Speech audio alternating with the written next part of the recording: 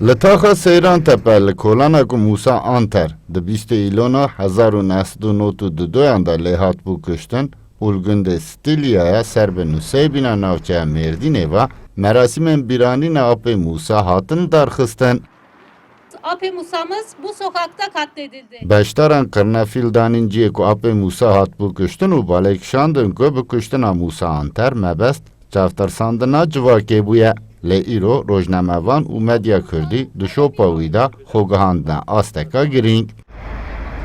Parlamenterê Partiya Demokratîk a Gelan HDP İmam Taşçıer da axaftina xwe ya li merasîmê de balêkişand ku pergala Tirkiyeyê ji destpêka damezrandina xwe ve heta îro heman polîtîkaya dimeşîne. 17,500 bûyerê faîlê meçhûl ku Kurd hatine qetil kirin. Ew bûyer çi bûn zanî? 4000 gundê Kurda hate valakirin. Ew bûyer çi bûn zanî ê salên notî. 4 milyon Kurd ji malê xwe goçber bûn. Bi kê dest pê kir?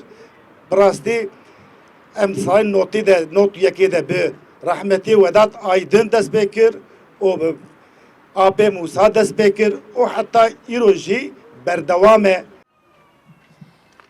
Gure Musa Anter Dicle Anter balê dikşine ku hemû agahî û diyarde di destê dewletê dane. Lê dewlet gujeran diparêze û dixwaze doz jî demborî bibe.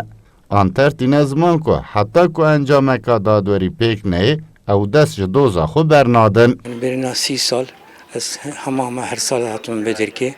Îsa 30 sal derbas bû hîn doza bavê me nediyar e. Ev tişkî yani her delil her tişt xuyayî. Her tişt deste devlet edeyi. Vakti ki hukuk ve adalet naiş okulandın. Encamı bulu dert gibi. Yani ev katili babını kuştuğunu nahan named digeri. Sibeh belki tişkidiği çeki. Meroni zane. Ama vakitteki ceza Abistan'da belki sedama ev ceza kırın edi. Belki tişkidi der gibi hole.